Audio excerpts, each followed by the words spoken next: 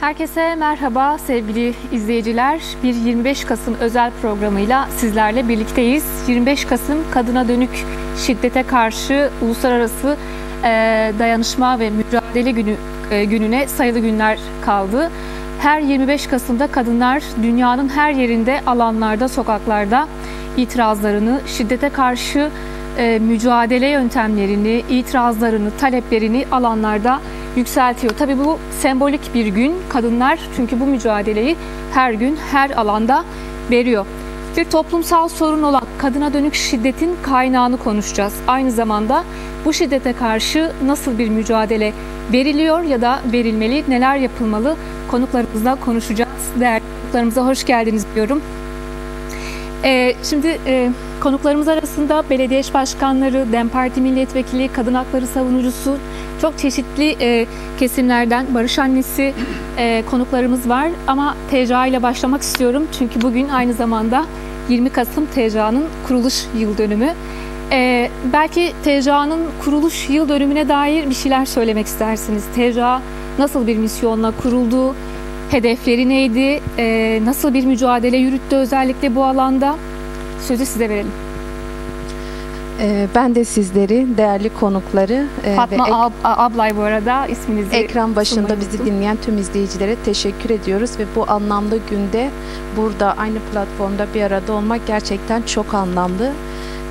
Ben de Özgür Kadın Hareketi adına bugün buradayım. Konuk edildim. Adım Fatma Ablay. Açıkçası bugün TCA'nın yani Özgür Kadın Hareketi'nin 10. yıl dönümü. Özgürlük iddiasıyla çıkılan bu yolda verilen mücadelenin, direnişin, yaşamın bütün alanlarına sirayet etmesi ve özelde aslında bugün 25 Kasım'ın anlam ve önemine denk düşecek değişim ve dönüşümde ısrarcı olma çabası, yine aynı zamanda toplumsal değerleri koruma, kültürel değerleri koruma ve sahip çıkma adına direnişi, mücadeleyi büyüten bu anlamlı isimle 10 yıl önce başlandı. Ciddi anlamda emek veren, yaşamın her alanında olan, sokakta, kentlerde, dünyanın birçok yerinde Jinjiyan Azadi felsefesiyle belki şu an Özgür Kadın Hareketi'ni konuşuyoruz ama TCA ismiyle darbelere karşı örgütleniyoruz şiarıyla yola çıktı Tevgerajinin Azad. Onun için bizim için çok anlamlı, toplum için, kadınlar için çok anlamlı. Bugün hem Türkiye tarafından hem de Kürdistan'dan, dünyanın bir yanından bugün kadın mücadelesini, kadın direnişini yaygınlaştırıyorsa bunun temel birinci nedeni aslında kadın mücadelesinin şu an TCA ismiyle devam etmesi ama daha öncesinde direniş tarihin mirasından mücadelesini, direnişini alarak da günümüze getiren bir yerdedir de. Buradan biz bütün arkadaşlarımıza bu yolda, özellikle Ayşe Gökhan arkadaşımıza çok teşekkür ediyoruz. Yani çok değerli katkıları oldu. Bugün zindanda olan, direnişini devam ettiren, yine sürgünde olan ve defalarca gözaltına alınan bu mücadele olan bu arkadaşları tekrardan buradan anıyoruz. Şimdi TCA tabii bu anlamda çok ciddi bir mücadele yürütüyor. Aslında baktığımızda kadına dönük şiddet Kürdistan'da, Türkiye'de, dünyada artıyor. Ve bu şiddetin kaynağını soralım size. TCA zaten bulunduğu yerde ev çalışmaları, mahalle çalışmaları, yani birebir kadınlarla da doğrudan temas da kuruyor. Nedir bu kadına dönük şiddetin kaynağı? Kadına yönelik şiddetin kaynağı tek bir gerekçe olarak ele alamayız. Yani hem 30 bin yıllık bir erkek egemen iktidarlarca, uygarlıklarca aslında topluma yedirilmiş nedenlerden bir tanesi. Özelde toplumsal cinsiyet eşitsizliğinin getirdiği neden. Diğer bir boyutsa erkek egemen zihniyetlerinin toplum içerisinde oluşturduğu normlarla aslında kadına yönelik şiddetin ne kadar yaygınlaştığını, hani en özel alana dahil Peki bu faktörleri nasıl, mesela hangi alanlarda, özelde ekonomik alanda, sosyal alanda, kültürel alanda, bütün yaşamın birçok boyutunda aslında bu normları görebiliyoruz. Bunun birçok hani isimlendirme durumu gerçekleşiyor. Özelde mesela toplumsal yani erkek egemen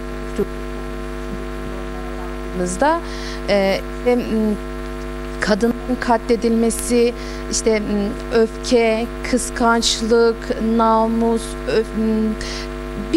birçok nedenini sayabiliriz bu boyutta. Bu isimlerle, bu gerekçelerle kadınlar hem katlediliyor hem de şiddete maruz kalıyor. Bunun en derinlikli yanı ise aslında şu an günümüzde bir türlü uygulanamayan ve yasalardır, yani cezasızlık politikalarıdır.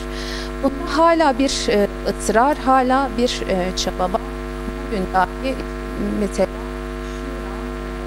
Şırnak ile defalarca işte çocukları taciz eden bir insanın bir davanın beraatle sonuçlanması dahi aslında cezasızlık politikalarının ya da kadını ikincil, toplumda ikincil olarak gören kanun ve yasaların bir türlü oluşturulması ve ikinci planda tutulması. Yani dediğim gibi bunun birçok gerekçesi var. Belki özelde bu 25 Kasım'da daha derinlikli, daha işte erkek egemen zihniyetleri ya da erkeklerle bu konuları konuşarak aşmanın yöntemlerini bulabiliriz. Dediğim gibi yani 30 bin yıllık bir değişimden, yani oturmuş normlardan söz ediyoruz. Bunun başarıya ulaşması için hani çok ciddi çabalar göstermektedir. Belki eşitlikçi bir mücadele yürütmek gerekiyor. Sadece kadın perspektifiyle yola çıkarak ama iki cinsin de beraber bunun aşabilmenin yol ve yöntemlerini de örmesi gerekiyor. Bu değindiğiniz nokta önemli. Çünkü bir kadın sorunu denildi adına ve bunun etrafında hep kadınlar örgütlendi ya da mücadele yürüttü. Çok erkekler bu alana dokunmadı. O yüzden biz erkeklere de soralım.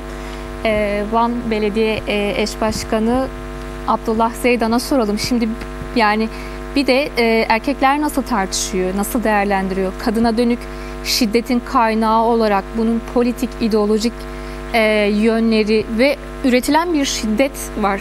Özellikle Fatma abla şeye değindi. Yargı boyutuna, yasalara değindi ama bu şiddeti üreten politikalar da var. Ne dersiniz bu konuda? Diren Neval, ben de öncelikle sizi ve tüm katılımcı arkadaşları ve televizyonları başında bizleri izleyen değerli halkımızı, Büyükşehir Belediye Eş Başkanlığı ve Belediye Meclis Üyesi arkadaşlarımız adına ve halkımız adına saygıyla selamlıyoruz. 25 Kasım'a doğru giderken erkek şiddetiyle yaşamına son verilen, hayatını kaybeden bütün kadınları da saygıyla anarak başlamak istiyorum. Bugün Tevger Ajenin Azad'ın 10. kuruluş yıl dönümü, TCA'nın. Tabii çok tarihsel bir mirası var Kürt kadın özgürlük mücadelesinin. Kürt özgürlük mücadelesi başlarken Kürt Halk Önderi Sayın Abdullah Öcalan'ın aslında çok önemli tezlerinden biriydi. Bir çözümlemesiydi. Kadın özgür olmadan toplum özgür olamaz. Dolayısıyla Kürt Özgürlük Hareketi aynı zamanda Kadın Özgürlük Hareketi olarak da başladı. Bu anlamıyla evet, 25 Kasım'a doğru giderken çok halen şiddete uğrayan, halen erkek egemen aklın saldırılarıyla karşı karşıyayız. Fakat Kürt kadın özgürlük mücadelesiyle birlikte birçok şeyin kırıldığını da, birçok başarının, birçok kazanımın da elde edildiğini de belirtmek gerekiyor. Bu anlamda bugüne kadar bu mirası layıkıyla yürüten ve bu uğurda yaşamını yitiren başta Sakineler, Nagihan Akarseller, Cihan Bilginler, Gülistan Taraları da bütün bu kadın özgürlük mücadelesinde yaşamını yitiren arkadaşların şahsında rahmetle anıyor, saygıyla anıyoruz. Evet, yani bu kadına yönelik şiddetin elbette tarihsel bir boyutu var. Fatma Heval'de yoldaşımız da değindi. Ya bu ataerkil zihniyetin ortaya çıkardığı bir yaklaşımdır.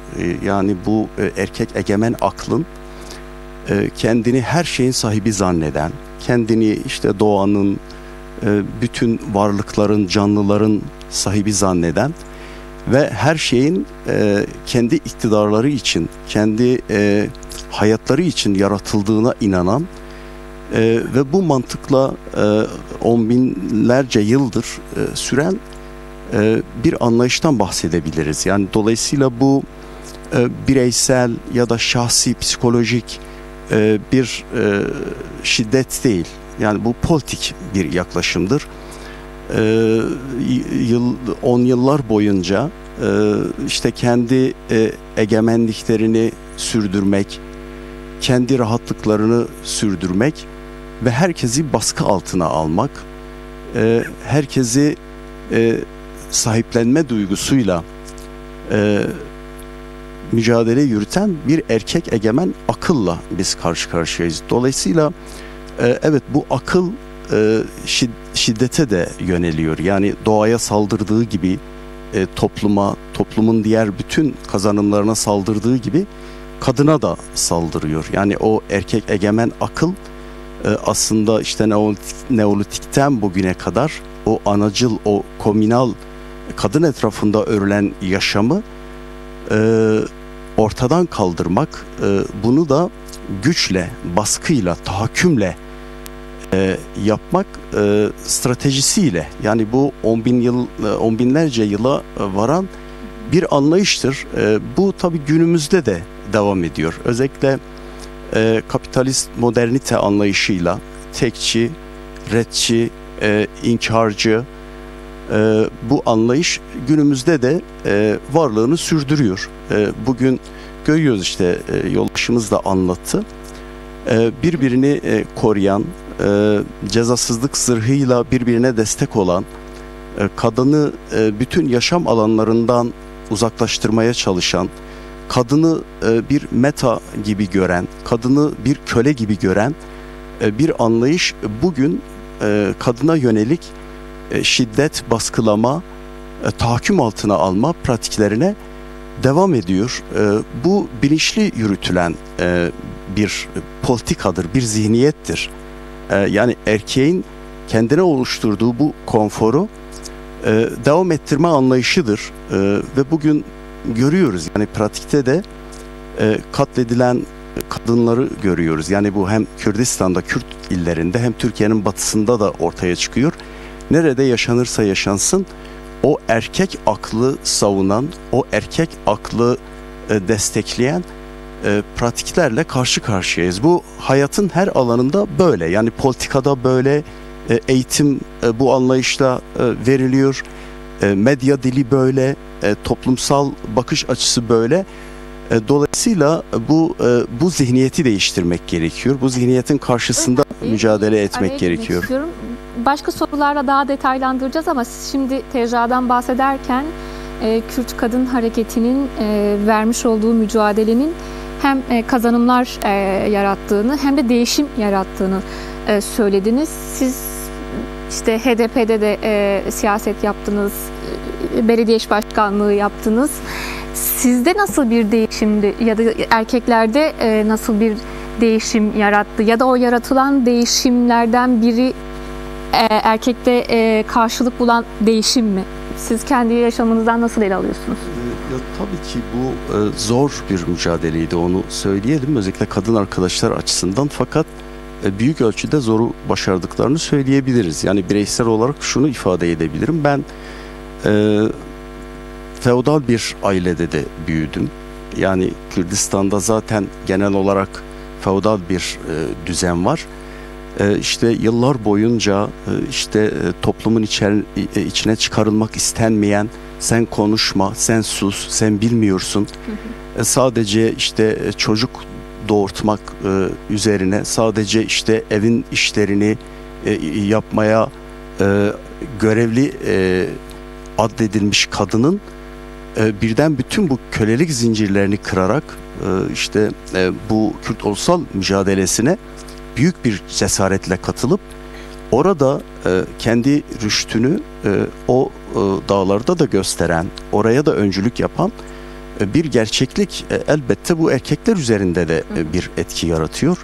Sadece bununla kalınmadı. Yani bununla birlikte hem diplomaside hem siyasette hem sivil toplumda da topluma öncülük yapacak, toplumu hem kadını özgürleştirirken aynı zamanda erkeği de özgürleştiren, toplumu da özgürleştiren büyük bir sorumluluk ve büyük bir mücadele bilinciyle bugünlere gelindi.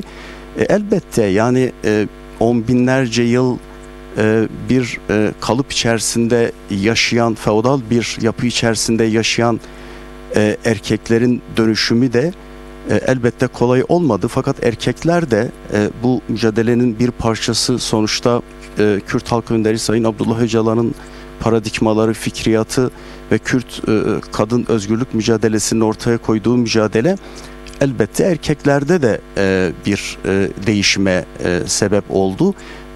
Biraz öz eleştirsel de ve gerçekçi de yaklaşmak gerekirse her şeye rağmen, bütün bu mücadeleye rağmen bizim de direndiğimiz, erkeklerin de aslında bu mücadelenin bir parçası olmasına rağmen buna istemeyerek de aslında direnen bir yerde durduğumuzu ve halen bu feodal kırıntıları belki üzerimizde taşıdığımızı da ifade ederek, bu gerçeği de bilerek ve bunlardan da aslında arınarak bu mücadeleyi olması gereken bir noktaya taşıma sorumluluğu da var. Ya erkek de dönüşmeli. Bu mücadelenin parçası olan herkesin bu erkek egemen, kadını, doğayı ezen, sahiplenmek isteyen, tahakküm kuran herkesin öncelikle bu erkeklik duygusunu kendi içerisinde öldürmesi ve yok etmesi gerekiyor. Devam edeceğiz. Yüksel Genç'e soralım. Sosyopolitik Sağ Araştırmaları Merkezi Koordinatörü. Şimdi hakikaten kadın mücadelesi çok ciddi bir ivme kazandı ama kadına dönük şiddet de artıyor. Sizin bu konuda araştırmalarınız var mı, saha araştırmalarınız? Çünkü biraz da belki bunun sosyolojik boyutunu konuşmak gerekiyor ve özellikle Kürdistan özelinde durum nedir, ne dersiniz? Öncelikle ben de arkadaşlarım gibi hem tartışmaya katılan tüm arkadaşları selamlıyorum. Hem ekranları başında bizi izleyenleri selamlıyorum. Umarım onlar için de keyifli bir sohbet dinleme fırsatı oluşturur bu. Ama aynı zamanda hayatımızın biraz daha güçlendirilmesine vesile olur umarım. Şuradan başlayayım. Kadına dönük şiddet bir şeylerin ortaya çıkardığı basit bir toplumsal sonuç değil. Önce onun altını çizmek lazım. Kadına dönük şiddetin kendisi her şeyden önce kuşatıldığımız sistemin ortaya çıkardığı önemli bir sonuç. Ve aslında içinde yer aldığımız sistemin ürettiği bir durum aynı zamanda. Sistemin var olma biçiminin kaçınılmaz sonuçlarından biri. Bu yüzden kadına yönelik şiddetle mücadelenin kendisi ister istemez sistemle mücadelenin kendisine dönmek zorunda. Çünkü ana kaynak sistem. Bunun altını çizmek lazım. Nasıl kadına dönük şiddet, kadına yönelik şiddet sistemin bir koşulu olarak kuşatıldığımız sistemin bir koşulu ve aslında o kültürün, o sistemin ana parametrelerinin bir sonucu olarak açığa çıkıyor ise kadına dönük şiddetin kendisinin de münferit olmadığını, tekil mücadele biçimlerinin sonuç doğurmayacağını, sistemsel mücadelenin bir zorunluluk olduğunu hatırlatarak başlamak istiyorum. Çünkü tekrar söylüyorum, ataerkil kültür ve bu kültürü inşa eden hegemonik erkeklik mevcut sistemimizin ana damarı ve bu ana damarın kendisinin şiddet üretmesi ve şiddetinin öncelikli adresinin kadın olması işin özü gereği ortaya çıkıyor. Dolayısıyla kadına yönelik şiddetle, kendimize yönelik şiddetin her biçimiyle ortaya çıkardığımız karşı duruşun kendisinin sistemsel bir karşı duruş olduğunu ve aslında bu anlamda da güçlendirici bir duruş olduğunu hatırlatmak istiyorum. Saha araştırmaları, kadına yönelik şiddete dair saha araştırmalarını biz sıklıkla yapıyoruz. Bunun için hem yerelden yüz yüze anket çalışmaları, hem açık kaynak taramaları üzerinden geliştirdiğimiz çalışmalar, hem şiddet çeteleleriyle, periyodik şiddet çeteleleriyle kadına yönelik şiddetin hem boyutunu, bağlamını ortaya koymak, hem gündelik şiddetin adreslerine işaret etmek, hem bununla baş edebilme politikalarının güncellenmesine katkı sunmak gibi bir niyet ve meramla aslında araştırmalarımızı yürütüyoruz. Yürüttüğümüz araştırmaların kendisi ne kadar çabalarsak çabalayalım azalan değil, ne yazık ki yükselen bir şiddete işaret ediyor. Dolayısıyla çabalarımızın sınırlı olduğunu gösteriyor bize. Evet, yıldan yıla mı yapıyorsunuz bu araştırmaları? Sürekli yapıyoruz, düzenli yapıyoruz. Bizim için çok önemli bir mesele çünkü. Şiddetsiz bir toplumun ve şiddetsiz bir dünyanın ortaya çıkabilmesinin en önemli eşiği kadına dönük şiddetin önlenmesi, kadının güçlendirilmesi ve kadının sistem kurucu rolünün yeniden güncellenmesi meselesi. Bu yüzden de aslında kadına dönük çalışmalar bizim için oldukça kıymetli ve kaynak çalışmalardan bir tanesi. Düzenli yaptığımız bu çalışmalarda az önce de söyledim, ne yazık ki biz azalan bir şiddet periyoduyla karşılaşmıyoruz. Bilakis artan bir şiddet periyoduyla karşılaşıyoruz. Dünyanın her yerinde evet kadına dönük şiddet artıyor.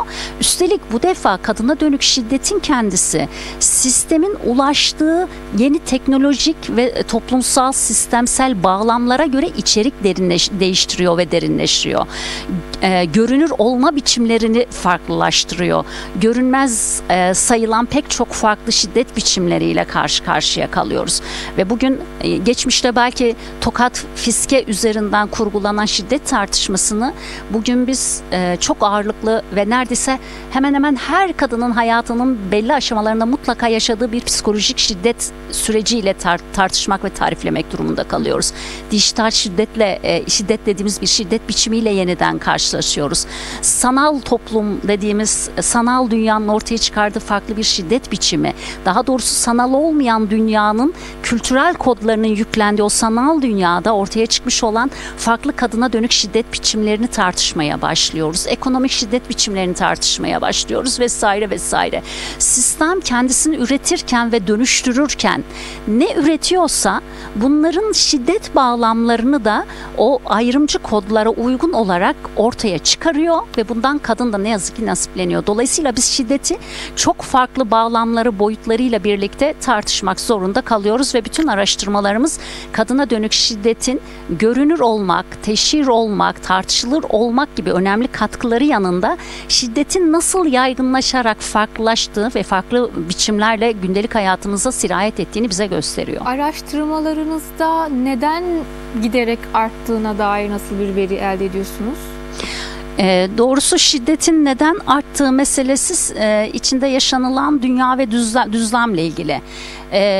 Dünya düzlemi içerisinde egemenlik ilişkisi ne kadar katı, güçlü ve merkezileşiyor ise ya da totalleşiyor ise kadına dönük şiddetin bağlamı da çok totalleşiyor ve büyüyor.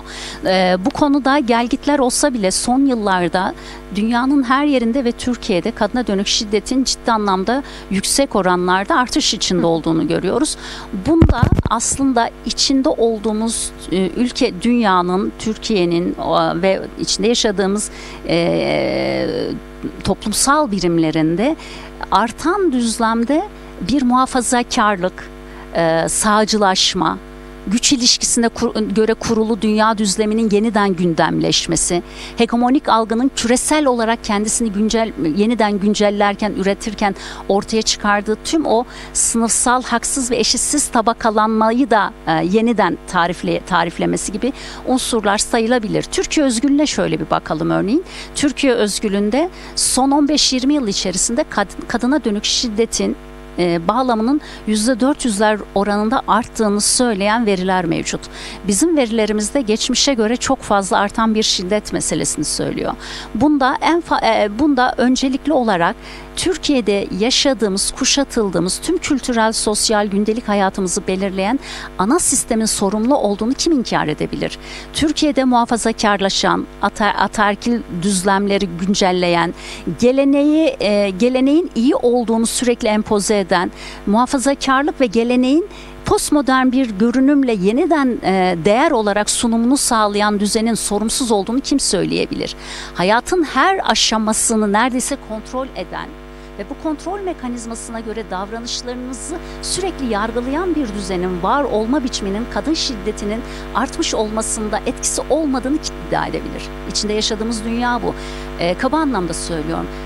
Biz yaşadığımız ülkeyi otoriter, muhafazakar, tekçi, tek adam sistemi ve güvenlikçi kutuplaşmışlık içinde tarifliyorsak, kadının bu bağlamın içerisinde göreceği şiddet butunun ne kadar derin, ne kadar yaygın, ne kadar çok ve ne kadar etkileyici olduğunu bilmem söylemeye gerek var mı? Kürdistan özgürlüğü bu başka bir trajedi ifade ediyor. Kürdistan'a özgü sonra diğer turda konuşalım.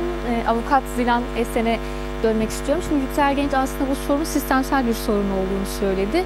Belki bu sistemin en önemli mekanizma ya da araçlarından biri de yargı. Biz bunun en güncel örneğini Rojin Kabayış örneğinde gördük.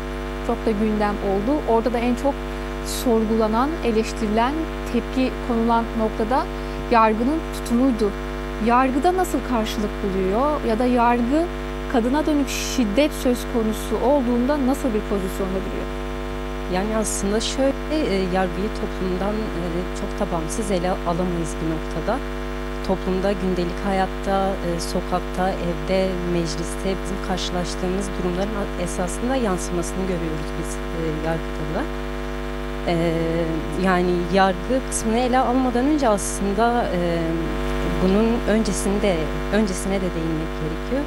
Örneğin kadına yönelik şiddet hala toplumda çok normal bir olgu. Geçen yıllarda İstanbul'daydı yanlış hatırlamıyorsam, samuray kılıcıyla akli dengesi yerinde olmayan, fiil ehliyeti olmayan biri sokakta ilk hedef aldığı kişi kadın. Yani bu demek oluyor ki erkeklik gerçekten toplumun DNA'sına, bütün kodlarına işemiş vaziyette. Bir bu boyutu var. Hala şiddetin çok normal, çok olağan ki Yüksel arkadaş belirtti ki şiddet çok daha farklı boyutlar, gaslighting gibi çok farklılaştı da şiddet türleri ve çok görünür de değil maalesef fiziksel şiddet gibi. Bir bu boyutu var. İkinci boyutu da yani kadınlar bir karakola gittiğinde, bir savcılığa gidip suç duyurusunda bulunmadan önce esasında daha önce en az 2 defa vazgeçmiş durumda oluyor. Şimdi bunu yalnızca cezasızlık politikalarıyla açıklamak mümkün değil veya yalnızca muhafazakarlıkla açıklamak da mümkün değil. Şimdi hepimizin kabul ettiği bir nokta, toplumsal çürüme var ve gittikçe çoğalıyor bu durum. Bir evde bir kadın şiddet görüyor, cinsel şiddet görüyor, ekonomik şiddet görüyor, fiziksel şiddet görüyor. Yan komşunun örneğin haberi olmuyor. Veyahut ailesinin dahi haberi olmuyor ki bugün ben programa gelmeden önce örneğini gördüm. Kadın şiddete uğruyor, aile evine gidiyor, aile evinden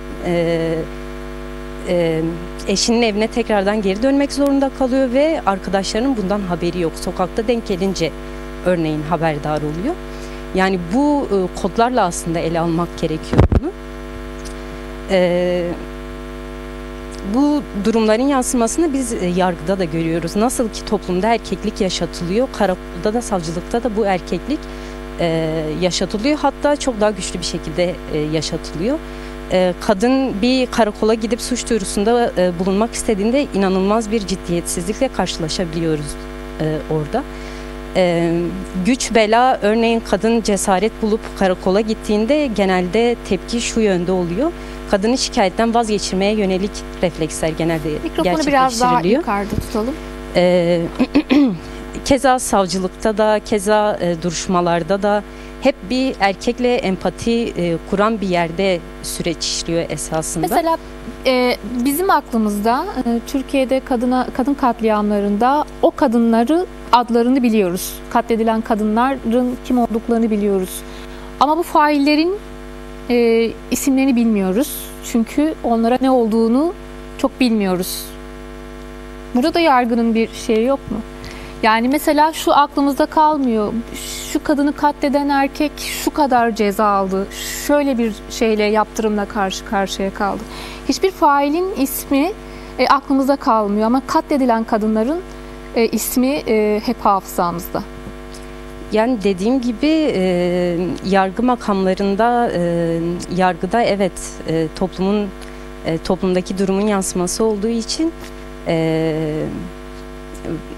bu tarz aklımızda kalması gayet olağan. Ve şöyle bir durum da var esasında. Şu da çok dikkatimi çeker. Siz duruşmalarda, davalarda erkek örneğin bir fiili işlerken ondan utanç duymuyor. Gündelik hayatta da mesela bunun örneği var. Ancak siz bunu dillendirdiğinizde, sen bunu yaptın dediğimizde inanılmaz bir refleks tepkiyle karşılaşıyoruz. Kadın beyanı nasıl ki toplumda esas alınmıyorsa yargıda da esas alınmıyor. Etkin soruşturma yürütülmüyor, hızlı soruşturma yürütülmüyor. Keza Rojin Kabayiş dosyasında örneğin bunun örneğini gördük. Bir yıl boyunca avukatlar oyalandı, dosya gizli yürütüldü ki gizlilik bugün kadına yönelik şiddet dosyalarında zırh görevi görüyor. İşlevi bu olmamasına rağmen zırh görevi görüyor. Bir yıl avukatlar oyalandı. ATK'dan rapor geldi, eksik geldi. Diyarbakır Barosu'nun suç duyurusunda bulunmasının akabinde örneğin tekrardan bir rapor geldi ve raporda yalnızca 2 cümle. Yani çok ciddi bir mücadele verildi. Kesinlikle. İşte mücadele de esasında yansımasını burada buluyor. Nasıl ki gündelik hayatta kadın kurumları, kadınlar bunun mücadelesini veriyorsa yargıda da veriyor. Şiddete maruz kalan kadın da esasında bunun mücadelesini veriyor ki her şeye rağmen kuruma gidip ben bundan şikayetçiyim demek bile başlı başına büyük bir mücadele esasında. Bunun dışında yani yargının pratikleri bir yana devletten yana da örneğin kanuni düzenlemelerde eksiklikler zaten var ve bunu geliştirip eksiklikleri tamamlamak yerine genelde bu erkekliği daha güçlendiren ve bu politikaları derinleştiren yasalar öne sürülüyor. Belki nasıl yasalar, düzenlemeler olmalıyı konuşacağız ama öbür turda size soralım bunu. Tamam. DEM Parti Cölemerk Milletvekili Vezir Parlak'la devam edelim. Aslında biraz işin bu boyutunu konuşuyoruz ama güzel şeyler de var. Bir tarafta da kadın özgürlüğünü, kadının kurtuluşunu merkezine alan bir paradigmanın önderi, Kürt halk önderi Abdullah Öcalan süreçle birlikte kamuoyuna ilettiği mesajlarında bu konu çok önemli şeyler söylüyor, mesajlar veriyor, vurgular yapıyor. Bunlardan biri de sosyalist olmanın bir ölçüsünü belirledi. Dedi ki kendi ifadesi, kadınla nasıl konuşacağını bilmeyen sosyalist olamaz diyor. Soralım, sosyalist olarak tanımlıyor musunuz kendinizi? Evet. Ya biz sosyalist olarak tanımlıyoruz ama tamı da sosyalist olmak için aslında o mücadeleyi devam ettirmek gerekiyor. Yani şu an belki belirli bir düzeyde aşamadayız. Ben de öncelikle 25 Kasım haftası nedeniyle kadına yönelik şiddet uluslararası dayanışma ve mücadele gününden dolayı yapmış olduğumuz bu anlamlı programdan dolayı teşekkür ediyorum. Ekranları başında bizi izleyen bütün halkımıza da merhabalar diyorum. Ya doğrusunu söylemek gerekirse ilk yani bu İmralı görüşmelerinde daha öncesinde işte tutanaklar vesaire geldiğinde 8 Mart'tan önce de yani Sayın Öcalan'ın Kürt Halk Önderi'nin yapmış olduğu bir değerlendirme vardı buna ilişkin. 8 Mart'ta da özellikle göndermiş olduğu bir mesaj vardı. Orada da aynı vurguyu yapmıştı. O vurgudan önceden de yani o metinler önümüze geldiğinde okuduğumda yani hakikaten elbette ki öncelikle bir kendimizi sorgulamamız gerektiğini düşündüm. Çünkü bugün ulusal mücadelede demokratik kazanımlar varsa kuşkusuz ki Kürt özgürlük kadının bunda payı çok yüksektir. Ve Kürt kadının mesela bu ulusal mücadelede elbette ki karşılaştığı engeller çok daha büyük. Yani hem kimliğinden dolayı, toplumsal kimliğinden, kadın kimliğinden, işte hem inancından dolayı da aslında birçok engelle karşı karşıya. Ama bugün o demokratik kazanımları da aslında büyüten yine kendi mücadeleleri oldu. Bugün belki eğer bu kadar işte dünyada uluslararası alanda gıptayla Kürt Ulusal Hareketi, Kürt Özgürlük Hareketi'ne bir bakış varsa bu Kürt kadın hareketinin sayesinde oldu. Aslında evrensel bir hareket var. Yani Tevger Hacı'nın Azat, yani Kürt Özgür Kadın Hareketi, yani Kürt Kadın Hareketi değil. Yani isminden de zaten anlaşılacağı üzere. Fakat bizde mesela yani ben ilk o mesajı okuduğumda yani şunu düşündüm. Tamam, yani bir kadınla konuşmanın ölçüsü sosyalist olmak. Peki bir kadınla konuşmak için esasında o erkek egemen zihniyeti kendi şahsımızda aslında sorgulamak gerekiyor. Zaman zaman demokratik siyaset alanında mesela mücadele yürüttüğümüzde, yani pratiklerimize baktığımızda, hele ki son yıllarda kadın arkadaşlarımız da fark etmiştir. Bütün o yürüyüşlerde, eylem ve etkinliklerde en güçlü şekilde Jinjiyan Azadi Kadın Yaşam Özgürlük sloganını bizler atıyoruz. Fakat bu felsefenin kendisini ne kadar içselleştirebildik? Ya bu sözün kendisi çok derin, bir yönüyle de yaşamda da karşılık buluyor. Yani nasıl bir içsel sorgulamaya itti mi sizi? Ya gerçekten hani yaşamda, yaşamın her alanında kadınlarla nasıl bir ilişki kuruyoruz ya da kurmalıyız bağlamında nasıl bir farkındalık yarattı? Ya şu farkındalığı yürüttü. Şimdi birlikte sonuç itibariyle belki ulusal mücadele de yürüttüğümüz için mesela kadın yoldaşlarla yoldaş hukuku içerisinde bir mücadele yürütüyoruz. Aslında kadın mücadelesini çok fazla da içselleştirmiş değiliz. Yani bu demokratik siyaset alanında da yaşanılan işte kadın erkek ilişkilerine baktığımızda belki birçok konferanslarda da yine jinoloji atölyelerinde de demin kadın konferanslarında da zaten karşımıza çıkıyor. Ve en sonki kadın konferansında da bu erkek egemen zihniyetle zaten mücadele kararı da çıkıyor.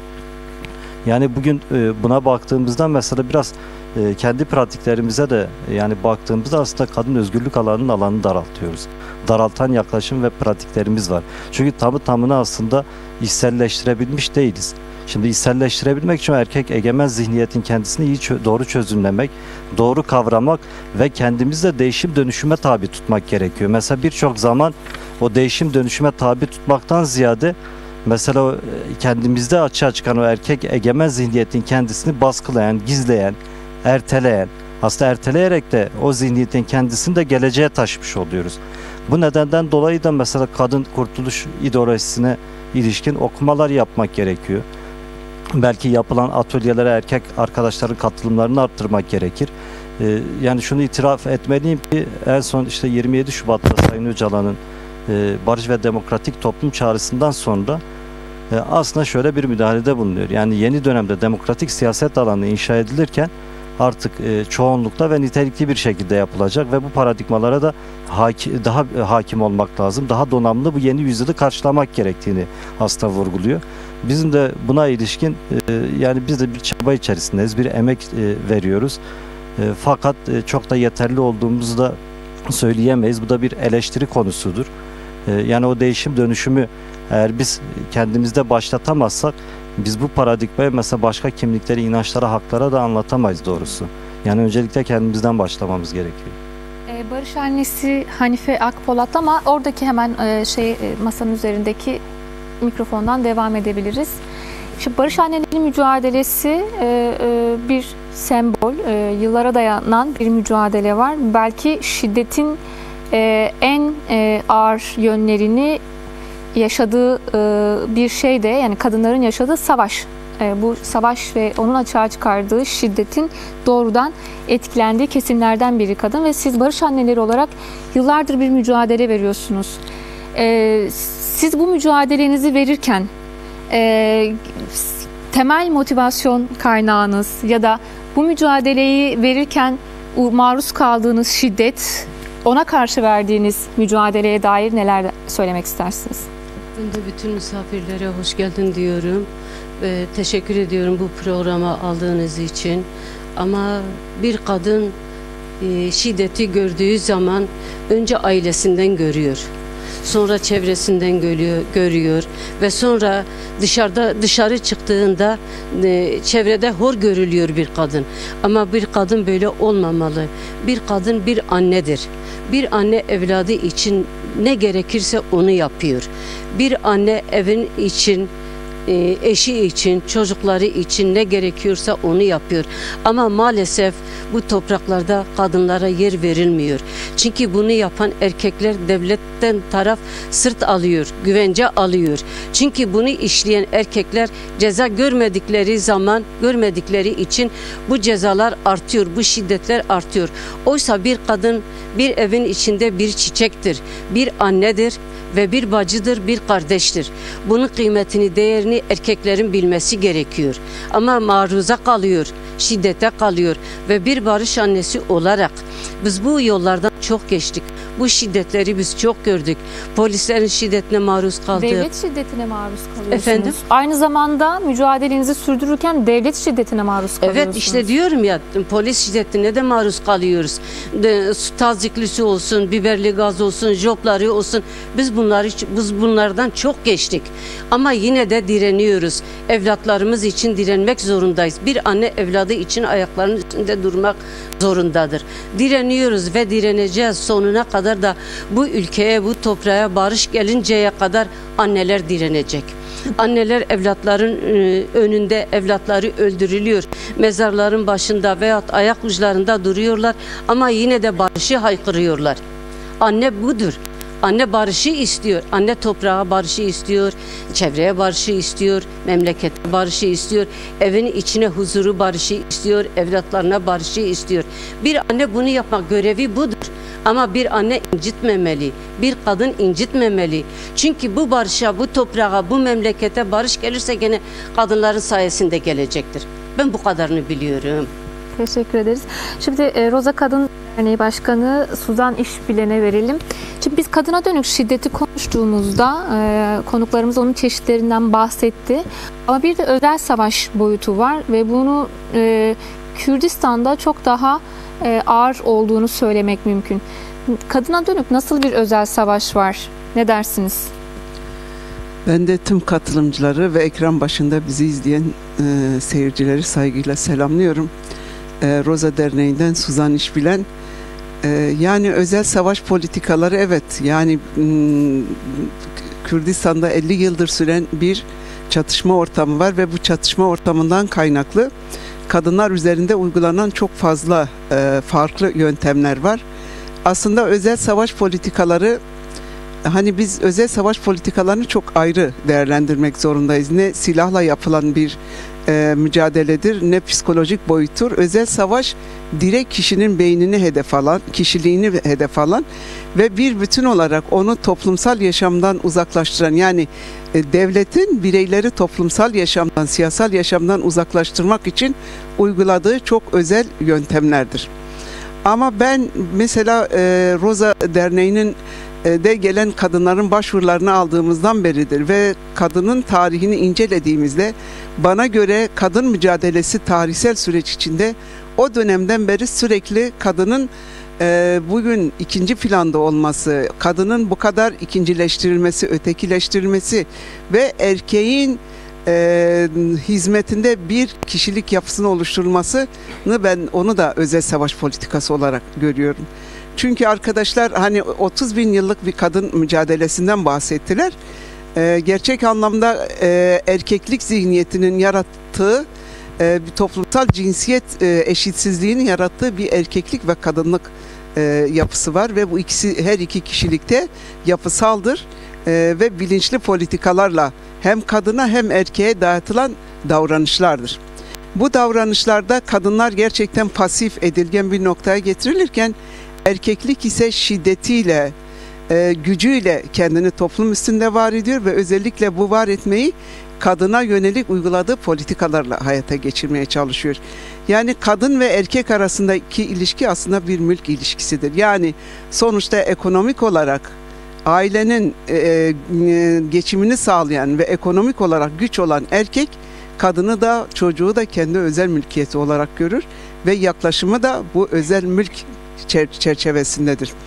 Mesela bugün Kürdistan'da biz özel savaş politikalarını bahsederken ciddi anlamda Kürt kadınlarının uzun süredir başlattığı bir mücadele var ve bu mücadele Kürt kadınlarında özgürleşmeye doğru giden bir yön de var. Yani çok büyük bir başarı elde etti aslında Kürt Kadın Hareketi ve bu Kürt Kadın Hareketi'nin özgürleşme yolunda açtığı yol ve halkla kurduğu ilişkiyi, halkın üzerinde yarattığı değişim iktidarı rahatsız etti ve o süreçten beridir kadınlar üzerinde çok ciddi bir şekilde özel savaş politikaları başlattı. Mesela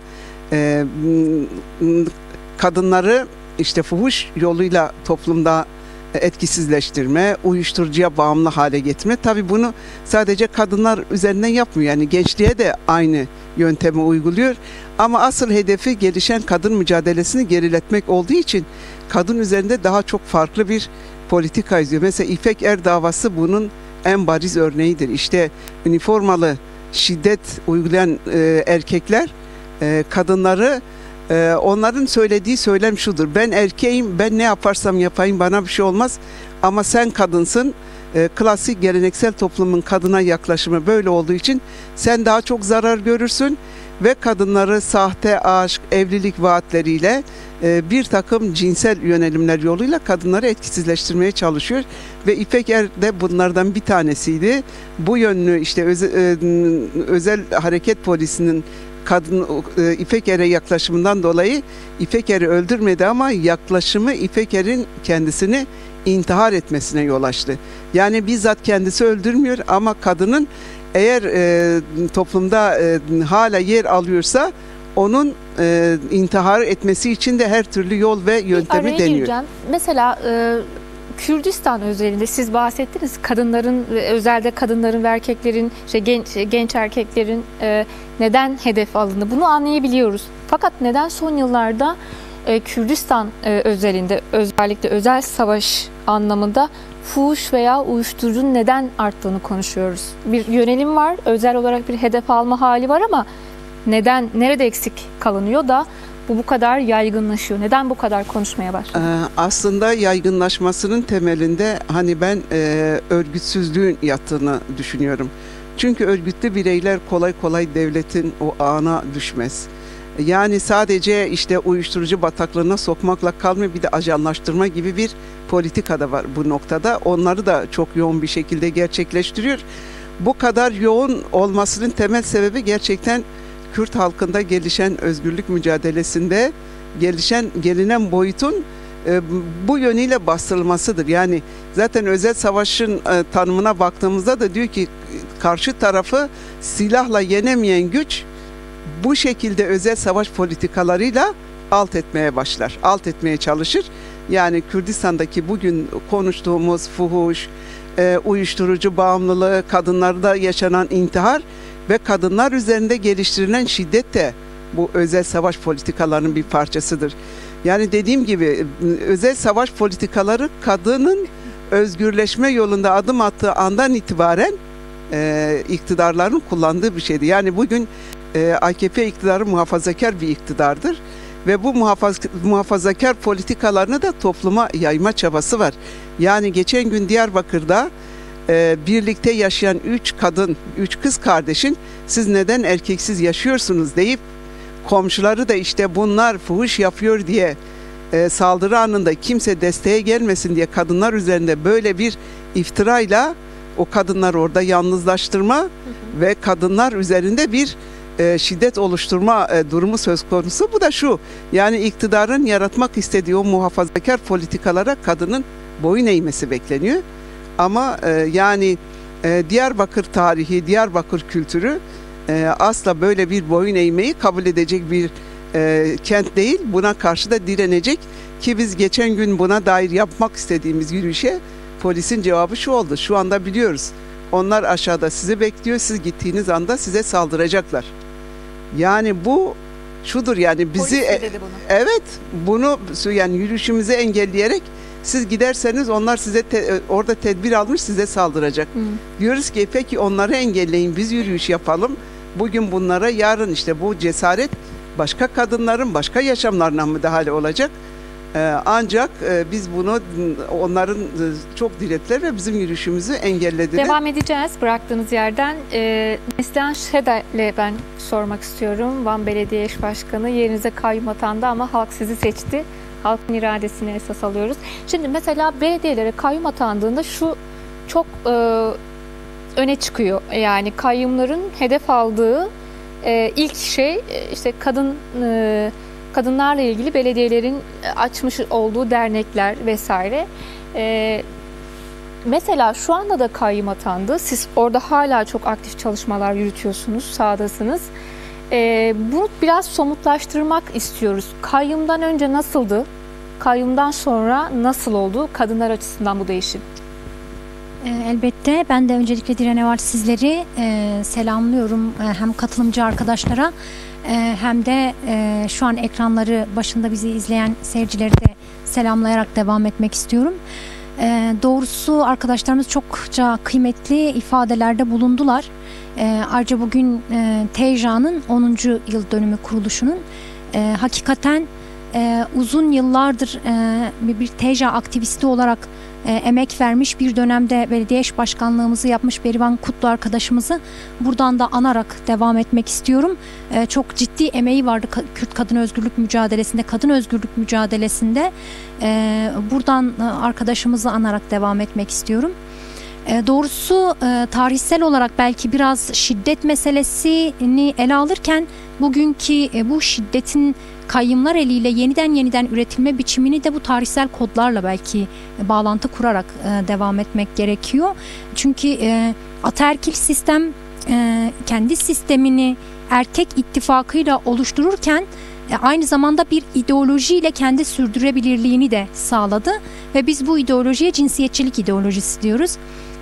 Alabildiğince kadını alaşağı eden bütün değerleriyle, kimliğiyle, varlığıyla, iradesiyle alaşağı eden, hiçleştiren, iradesini yok sayan ve günün sonunda bir varlık meselesiyle, yani bir varlığının tehlike altına alınması, varlığının yok olmasıyla karşı karşıya bırakılmasına sebep olan bir ideoloji ve toplumun bütün alanlarını kendi aklıyla dizayn eden ve her alanın, her toplumsal alanın yeniden erkeklik kültürünü inşa ettiği, yeniden şiddeti ürettiği bir sistem oluşturdu.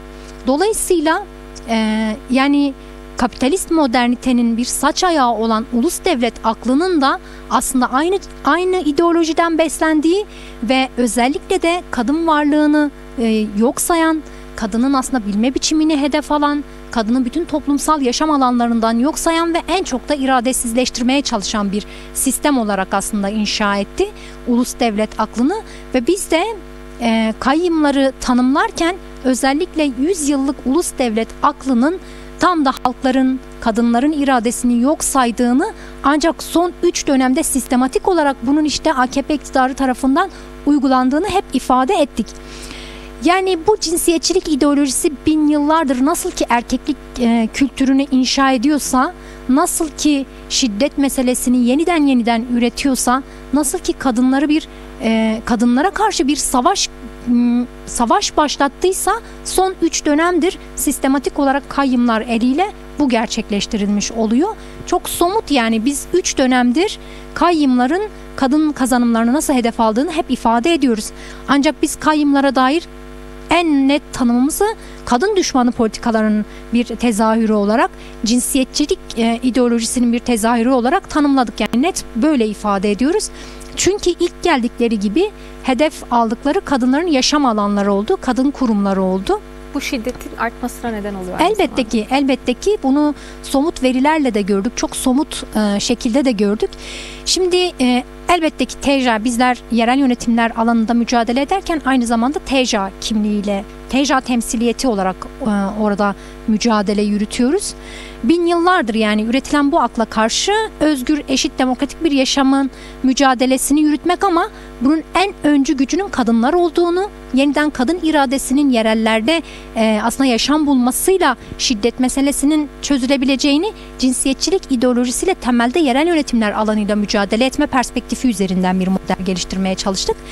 Elbette çok uzun bir soluklu mücadele, dolayısıyla çok büyük emekler verildi. En çok da kadın özgürlükçü sistemi oluşturabilmenin mücadelesi verildi. Dolayısıyla bunun en temel esası özellikle de özgün özerk örgütlenme alanında kadın alanlarını yani kadın çalışmaları boyutu da kurumsallaşmanın da gerçekleşmesi. Bir yandan evet cinsiyetçilik ideolojisiyle toplumsal zihniyet değişim dönüşümünün mücadelesi verildi ama bir yandan da kurumsallaşmanın gerçekleşmesi için de çok ciddi emek verildi. Bunun için tabii ki kadınların şiddetten korunmak için, kendi öz savunmalarını gerçekleştirebilmesi için şiddette karşı mücadele mekanizmaları hayata geçirilmeye çalışıldı. Çünkü şiddetten korunabilmenin mekanizmaları ortadan kaldırılmıştı yani tarih boyunca. Dolayısıyla ilk başta işte kadın dayanışma hatları, alo şiddet hatlarından tutalım da kadın yaşam merkezlerine, kadın dayanışma merkezlerine, işte ekonomik üretimin sağlanabilmesi için, çünkü belki az önce arkadaşlarımız da ifade ettiler, kadınların karşı karşıya kalmış olduğu çok ciddi bir yoksulluk meselesi var. Yani ekonomik şiddet olarak da tanımlıyoruz. Çok şiddeti birbirinden ayıran bir yerden değil. Çünkü bu şiddet sarmalı, hepsi birbiriyle bağlantılı. Dolayısıyla karşı karşıya kalmış oldukları çok ciddi bir yoksulluk meselesi var. Bunun için yeniden kadınların demokratik komünal ekonomisini geliştirebilecek alanlar açılmıştı. Bununla birlikte cinsiyetçilik ideolojisiyle mücadele etmek ve kendi özgür zihniyet dünyasına kavuşabileceği eğitimsel alanların açılması, akademilerin açılması, dolayısıyla kadınların bir yandan hem kendi tarihine hem kendi doğasına kavuşabilecekleri zeminlerin oluşturulması, hem şiddete karşı etkin bir şekilde öz savunmalarını yeniden aktifleştirebilmesi, hem de kendi ekonomilerini geliştirebilme alanında çok kıymetli çalışmalar yürütüldü yerel yönetimler alanında. Ama sizin de ifade ettiğiniz gibi bin yıllardan beslenip günümüze gelen ve sistematik olarak kadına karşı şiddetin yeniden üretim biçimi olarak kayyımlar maalesef 9 yıllık süre içerisinde kadınların bütün şiddetten korunabileceği mekanizmaların hepsini ortadan kaldırdı ve biz 9 yıl içerisinde gördük ki Kürdistan'da özellikle kayyum atanan yerlerde çok ciddi kadın kırım politikalarının derinleştiğini, kadınların tırnak içerisinde intihar süsü verilerek aslında cinayetlerin üstünün kapatıldığını, yine o cinsiyetçilik ideolojisinin hortlamasıyla erkeklik kültürünün yeniden üretim mekanizmalarının oluşturulmaya çalışıldığını çok net gördük. Bunlar kadın kurumlarına karşı yapılan saldırılardı. Bir de kurumun içerisinde kadınlara karşı çok cinsiyetçi yaklaşımlar vardı. İşte özellikle yani hani bunu çok ifade de ederken zorlanıyoruz. İşte kadınlara şiddet uygulanırken işte erkek VC'lerinin temizletilmesi, cinsiyetçi kodlarla konumlandırılması, kurumun içerisinde şiddeti üretirken diğer taraftan toplumsal alanda bütün mekanizmalar kapatılmış oldu bu süreç içerisinde.